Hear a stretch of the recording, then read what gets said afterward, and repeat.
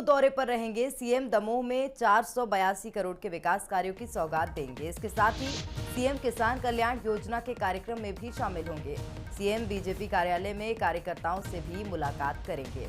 वहीं कार्यक्रम का आयोजन दमोह के तहसील ग्राउंड में किया जाएगा। दमोह दौरे पर मुख्यमंत्री शिवराज सिंह चौहान रहेंगे। विकास कार्यों की सौगात वहां पर जनता को देंगे।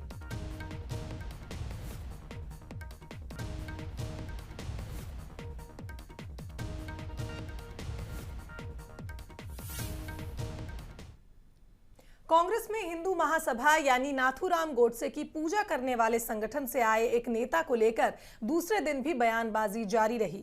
पूर्व प्रदेश अध्यक्ष अरुण यादव और विधायक लक्ष्मण सिंह ने खुलकर इस फैसले की मुखालिफत की, जबकि पूर्व मंत्री सज्जन सिंह वर्मा ने पीसीसी चीफ के फैसले को सही बताया। देखिए ये रिपोर्ट। मध्य प्रदेश कांग्रेस में गोडसे भक्त बाबूलाल चौरसिया को शामिल करने के बाद शुरू हुआ विवाद 48 घंटे बाद भी थमने का नाम नहीं ले रहा है। गुरुवार को इस मामले में ट्वीट कर अपनी आपत्ति जताने वाले पूर्व केंद्रीय मंत्री और पूर्व प्रदेश कांग्रेस अध्यक्ष अरुण यादव ने शुक्रवार को एक बयान जारी कर फिर इस फैसले को लेकर बड़े नेताओं पर अपने तीर दागे। उन्होंने एक पत्र भी प्रदेश कांग्रेस को लिखा है। वे कहते हैं कि कांग्रेस का हर कार्यकर्ता गांधी जी की विचारधारा का सच्चा सिपाही है। कांग्रेस सरकार के दौरान ग्वालियर में महात्मा गांधी के हत्यारे नाथूराम गोडसे का मंदिर बनाने और पूजा करने के मामले में हिंदू महासभा के लोगों पर एफआईआर करने के आदेश दिए थे, लेकिन अब गोडसे की पूजा करने वाले से मेल मिलाप हो गया है। कांग्रेस में इस मसले पर अलग अलग बयान आ रहे हैं। गांधी के हत्यारे गोडसे का मंदिर बनाना, उसकी पूजा अर्चना करना और फिर उसको गांधी की विचारधारा से मेल मिलाप कराना, ये मुझे उचित नहीं लगा और इसलिए मैंने अपना जो मेरे मन में था वो मैंने अपना विचार प्रकट किया सबके सामने। और ये मेरा विचार नहीं है, ये विचार प्रदेश के और देश के लाखों उन कांग्रेस कार्यकर्ताओं का विचार है। बाबूलाल चौरसिया स्वीकार है कांग्रेस में? स्वीकार, कोई गांधी जी के विचारों को यदि मान रहा है, शरणम गच्छामि हो रहा है और गलती मान रहा है, तो इसमें मैं नहीं समझता कि बुरा है। जो लोग ये प्रश्न उठा रहे हैं उन लोगों को भी अपने गिरेबान में झांकना चाहिए। बापू के हत्यारे गोडसे से बीजेपी और संघ ने भी हमेशा से दूरी बनाकर रखी है। पिछले लोकसभा चुनाव में भोपाल सांसद प्रज्ञा ठाकुर के गोडसे पर दिए एक बयान पर नीचे से ऊपर तक कड़ी प्रतिक्रिया सामने आई थी। प्रधानमंत्री ने तो यहां तक कहा था कि साध्वी को वो कभी माफ नहीं कर पाएंगे। अब कांग्रेस के मामले को बीजेपी अपने नजरिए से देखती है। देखिए, कांग्रेस कहती कुछ है और करती कुछ है। राहुल गांधी जी ने कहा था कि 10 दिन में अगर कर्जा 2 लाख का माफ नहीं किया तो मुख्यमंत्री बदल दूंगा, और बदला क्या? कमलनाथ जी ने आज क्या कहा कि मैंने 1 घंटे के अंदर 48 लाख किसानों का 54,000 करोड़ का कर्जा माफ करने के आदेश में साइन कर दिए, लेकिन कर्जा माफ हुआ क्या? तो कांग्रेस तो कहती कुछ और करती कुछ, और इसलिए कांग्रेस की स्थिति खराब है। और कांग्रेस का कोई सिद्धांत नहीं है, एकमात्र सिद्धांत है इनका, किसी भी तरह से एन प्रकरण सत्ता हजार सत्ता आने के बाद लूटा है इन्होंने। पीसीसी चीफ कमलनाथ के सामने कांग्रेस के किन नेताओं ने बाबूलाल चौरसिया की पैरवी की? उन्हें बाबूलाल के हिंदू महासभा के सदस्य होने के बारे में बताया या नहीं, ये भी सवाल है। वैसे ग्वालियर में बाबूलाल चौरसिया का कोई बड़ा जनाधार नहीं है, लेकिन ये सही है कि वे पिछले निगम चुनाव में गोडसे समर्थक हिंदू महासभा से पार्षद चुनकर परिषद में पहुंचे थे। भले ही वे छोटे नेता हों, लेकिन वे जिस विचारधारा से आए या पहले कांग्रेस छोड़कर उसमें गए, यही कांग्रेस के बाकी नेताओं को उनका गुनाह दिखाई देता है। क्योंकि कांग्रेस विचारधारा को लेकर संघ और बीजेपी को कोसने में कभी पीछे नहीं रही है। ऐसे में क्या ये मुद्दा दिल्ली पहुंचेगा और हाईकमान इसमें दखल देगा, या फिर पीसीसी इसके पहले ही इस निर्णय पर फिर विचार करेगी? ये देखने वाली बात होगी। Bureau report, Bansal news. और वहीं ग्वालियर में हिंदू महासभा के नेता पूर्व पार्षद बाबूलाल चौरसिया के कांग्रेस में शामिल होने के बाद सियासत तेज हो गई है। कांग्रेस के भीतर हिंदू महासभा से आए बाबूलाल चौरसिया को लेकर विरोध के स्वर मुखर हो रहे हैं, तो वहीं दूसरी तरफ हिंदू महासभा और बीजेपी दोनों कांग्रेस के खिलाफ हमलावर हो गई है। मैं इकलौता था तो उन्होंने मेरे को जो है घर नहीं आने दिया। मेरा वहीं से फार्म भरवा के सीधा जो है कलेक्ट्री ले गए, न्यू कलेक्ट्री। वहाँ फार्म भरवा दिया, फार्म भर के आया। उसके बाद में मैंने हिंदू महासभा से चुनाव लड़ा। हिंदू महासभा में आपको मालूम है प्रतिपक्ष के नेता से कांग्रेस के शम्मी जी, उनसे मेरा मुकाबला हुआ था, उनको हराया था उसने चुनाव। मुझे ये मालूम नहीं था ना, चक्कर तो ये था, मुझे ये नहीं मालूम था कि ये मेरे साथ षड्यंत्र कैसा रचेंगे। घेर लिया था मुझे, आपसे कुछ बात ऐसी नहीं कहना चाहूँगा, मुझे ऐसा घेर लिया था कि इस आदमी को ऐसा फंसा दो कि ये निकल नहीं पाए, भाग नहीं पाए जो कांग्रेस में। मैं आपको बता दूं, बाबूलाल चौरसिया जिनकी आप बात कर रहे हो, वो पहले कांग्रेस से पार्षद थे और कांग्रेस से पार्षद होने के बाद वो जो है उस विचारधारा में गए जिसकी आप बात कर रहे हैं, लेकिन उन्हें वो रास नहीं आई वो विचारधारा, और वो पुनः अपनी घर वापसी आ गए 6 साल बाद माननीय कमलनाथ जी के समक्ष जाके उनने सदस्यता ली है। कांग्रेस के बाद कुछ बचा नहीं, कांग्रेस के बाद कुछ है नहीं। कांग्रेस को अब जो है हमने राहुल गांधी जी को लिखा है पत्र कि अब तुम जो है कांग्रेस का नाम जो है गौरसेवादी कांग्रेस कर दो, क्योंकि गांधी जी की ये विचारधारा की हत्या जो है गांधीवादी लोगों ने ही कर दी। नहीं, कांग्रेस कोई विचारधारा तो है नहीं। मुझे लगता है कि वो दो मुँहे सांप की तरह है, जिस तरफ चाहती है उस तरफ चल देती है। अब गोडसे को लेकर जिस तरीके से उनके विचार थे, जिस तरह वो गालियां देते थे दूसरे लोगों को, अब उन्हीं को वो अंगीकार कर रहे हैं। इसलिए उनको अपने बारे में सोचना चाहिए कि उनका बौद्धिक क्षमता है कितनी, उनमें किस तरीके से वो एक्ट करते हैं अपना, उनका सिद्धांत क्या है, उनकी विचारधारा क्या है, वो आखिर चाहते क्या हैं। अगर कुछ नहीं चाहते हैं तो दूसरों पर आरोप भी लगाना उनको बंद करना चाहिए।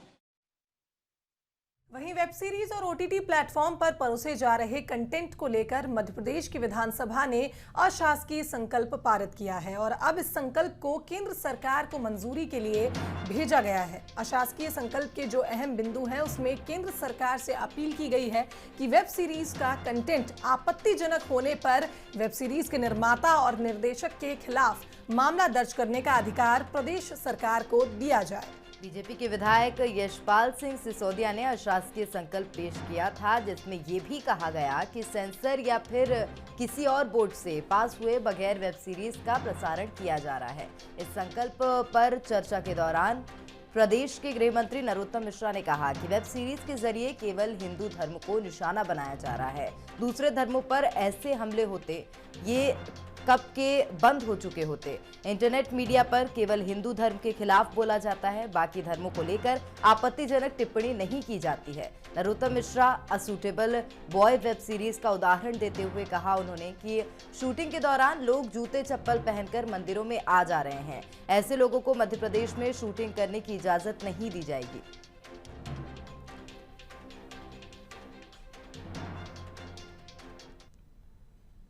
और आइए आगे बढ़ेंगे। स्कूल शिक्षा राज्य मंत्री इंदर सिंह परमार से अनबन और विभाग की प्रमुख सचिव रश्मि अरुण शमी की 5 चिट्ठियों का जवाब नहीं देने की वजह से राज्य सरकार ने शुक्रवार को माध्यमिक शिक्षा मंडल के अध्यक्ष और 1985 बैच के सीनियर IAS अधिकारी राधेश्याम जुलानिया को हटाकर मंत्रालय में OSD बना दिया है।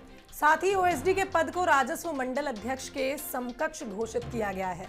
बताया जा रहा है कि ये 5 पत्र परीक्षा की तारीखों व तैयारियों को लेकर लिखे गए थे। वहीं भिंड कलेक्टर वीरेंद्र सिंह का भी ट्रांसफर किया गया, उन्हें नर्मदा घाटी विकास प्राधिकरण भेजा गया है। वहीं भिंड के नए कलेक्टर सतीश कुमार S होंगे।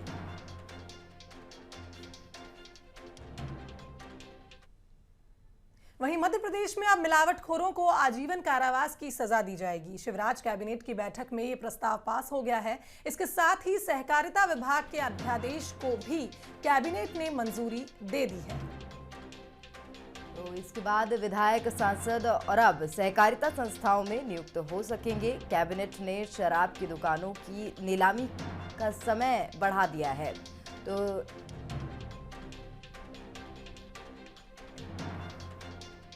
एक अन्य महत्वपूर्ण निर्णय में जो शराब की, मदिरा की दुकानें थी, उनकी समय सीमा, जो समूह आ जाएंगे उन समूहों से 2 माह की उनकी समय सीमा बढ़ाने का भी कैबिनेट के द्वारा निर्णय लिया गया है। आज मिलावट पर कसावट का जो संकल्प लिया हुआ था, उसमें आजीवन कारावास की सजा का प्रावधान करने का भी कैबिनेट की बैठक में तय किया है। तो आइए आगे बढ़ते हैं। दिल्ली में कृषि कानूनों के खिलाफ किसान संगठन लंबे समय से आंदोलन कर रहे हैं और अब जगह जगह महापंचायत करके किसानों को कृषि कानूनों के नुकसान के बारे में बताया जा रहा है। इसी कड़ी में अब मध्य प्रदेश में भी गैर राजनीतिक किसान महापंचायत होगी। पूर्व सीएम दिग्विजय सिंह ने प्रेस कॉन्फ्रेंस कर कहा कि महापंचायत के मंच से कोई राजनीतिक बात नहीं होगी। कि हम पूरे प्रदेश में गैर राजनीतिक ढंग से किसानों के हित में किसान महापंचायत करेंगे, जिसमें किसानों को इस कानून की कमियों के बारे में और किस तरह ये खतरनाक है किसानों के लिए, उनके भविष्य के लिए, उससे उन्हें अवगत करवाएंगे। हम लोग इसमें शुद्ध रूप से किसान महापंचायत में कोई टेंट नहीं लगा रहे हैं, कोई मंच नहीं बना रहे हैं। ट्रैक्टर ट्रॉली, 2 ट्रैक्टर ट्रॉली को जोड़ के हमारा मंच होगा। मंच पर कोई नहीं बैठेगा, हम सब लोग नीचे बैठेंगे। जिसको भाषण देना वो मंच पर चढ़ेगा, भाषण देगा और उतर आएगा। सब नीचे बैठेंगे। मंच पर किसी का भी कोई स्वागत नहीं होगा, कोई फूलमाला नहीं होगी, ना कुछ किसी प्रकार का कोई सम्मान दिया जाएगा। हाँ, शहीद किसानों की वो श्रद्धांजलि के लिए मौन धारण करेंगे और उसकी शुरुआत जो है रामधुन से होगी, महात्मा गांधी के रामधुन से। वहीं किसान नेता केदार सिरोही ने कहा कि पूरे प्रदेश में इसका आयोजन किया जाएगा। इसके साथ ही कहा कि पंजाब और हरियाणा के बाद अब मध्य प्रदेश के किसान भी कृषि कानूनों के विरोध में जमीनी लड़ाई लड़ेंगे। मध्य प्रदेश का है तो यहाँ पर हम लोग शुरू कर रहे हैं और जो ये 3 काले कानून लाए हैं इनको वापस लेने की जो मांग है देश के किसान नेताओं की, देश के किसानों की, तो उसमें हम लोग मध्य प्रदेश का जो हिस्सा है, अभी तक जो आरोप लगाए जा रहे थे कि मध्य प्रदेश जो है वो किसान आंदोलन में पार्टिसिपेट नहीं कर रहा था, ये उनका झूठ था। जबकि हजारों किसान हम लोग वहाँ दिल्ली में थे। इस जो किसान जो ये काले कानून आए इनके खिलाफ हम लोग किसानों के साथ हैं। अब 4 तारीख से मध्य प्रदेश में सारी जगह पूरे प्रदेश में इस तरह की पंचायत होगी। और वहीं मंत्री विश्वास सारंग ने दिग्विजय सिंह पर तंज कसा है। गैर राजनीतिक महापंचायत पर विश्वास सारंग ने कहा कि दिग्विजय सिंह सोते हैं तो राजनीति करते हैं और जागते हैं तो राजनीति करते हैं। सिंह जी सोते हैं तो राजनीति करते हैं, उठते हैं तो राजनीति करते हैं, खाते हैं तो राजनीति करते हैं, बोलते हैं तो राजनीति करते हैं। उनका कोई भी कृत्य बिना राजनीति के कैसे हो सकता है? केवल गुमराह करना, विघटन करना, वर्ग संघर्ष कराना, उसमें राजनीति की बात ना हो, ये कैसे संभव है? इधर शहडोल के धनपुरी में एक बुजुर्ग अपनी पत्नी की हत्या करने के बाद फांसी पर झूल गया। सनसनीखेज वारदात की वजह चरित्र शंका बताई जा रही है। वहीं पुलिस जब मौके पर पहुंची तो घर के आंगन में चूने से लिखा हुआ मिला। हत्या की वजह चरित्र शंका बताई गई। साथ ही कुछ लोगों ने नाम भी लिखे हुए हैं, लोगों के नाम भी लिखे हुए हैं। पुलिस अब पूरे मामले की जांच करने में जुट गई है। 65 साल के गुलजार अहमद ने अपनी 58 साल की पत्नी की हत्या की है और बाद में गुलजार ने भी फांसी लगाकर खुदकुशी कर ली।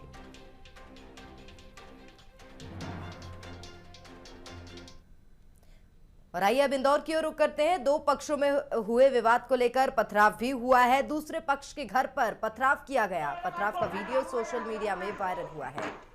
वहीं दोनों पक्षों में मामूली बात को लेकर ये विवाद हुआ है। बताया जा रहा है विजयनगर थाना क्षेत्र के अंबिकापुरी का ये पूरा मामला है, जहां 2 गुटों में विवाद बढ़ गया और पथराव की स्थिति बन गई। ये पथराव की तस्वीरें आपको टीवी स्क्रीन पर दिखा रहे हैं। 2 पक्षों में विवाद को लेकर पथराव हुआ था।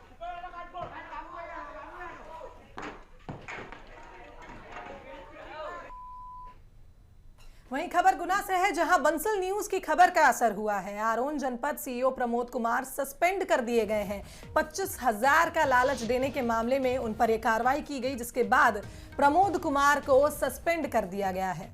तो पीएम आवास योजना में सीईओ की मनमानी का मामला था। 25,000 रुपए देने का वीडियो वायरल हुआ था, जिसके बाद कार्रवाई की गई। तो सीईओ प्रमोद कुमार को सस्पेंड कर दिया गया है।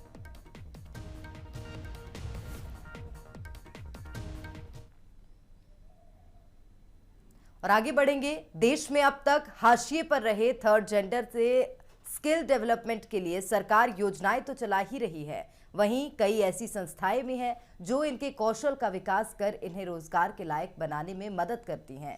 उन्हीं संस्थाओं में से एक है राजधानी भोपाल की दी अर्धनारी फाउंडेशन, जो थर्ड जेंडर के स्किल डेवलपमेंट के लिए कार्य करती है। वहीं हमारे देश की सरकार का कहना है कि इन्हें हुनरमंद बना दिया जाए तो इनकी समस्या काफी हद तक दूर हो जाएगी। इसी को समझते हुए दी अर्धनारीश्वर फाउंडेशन ने एक पहल की शुरुआत की है, जिससे थर्ड जेंडर के कौशल का विकास हो सके। वहीं अभी भी ये वर्ग सरकार से काफी उम्मीदें लगाए बैठा है और समाज सेवियों का भी यही कहना है कि इनमें स्किल की तो कोई कमी नहीं है, बस जरूरत है तो उनके हुनर को निखारने की। समाज से वंचित इस वर्ग के विकास के लिए सबसे महत्वपूर्ण है कि इनके स्किल डेवलपमेंट की तरफ फोकस करना चाहिए। सरकार की तरफ से कई योजनाएं चलाई जा रही हैं और उसका लाभ भी उनको मिलता है, लेकिन निजी संस्थान भी हैं जो इस ओर ध्यान देते हैं और इस तरफ कार्य भी कर रहे हैं। हमारे साथ आज मौजूद हैं दी अर्धनारीश्वर फाउंडेशन के प्रमुख और ऑनर अमित ठाकरे जी। अमित ठाकरे जी से हम जानेंगे कि उनके जहन में किस तरीके से ख्याल आया कि इस तरफ ध्यान देना चाहिए, और भी कुछ बातें उनसे करेंगे।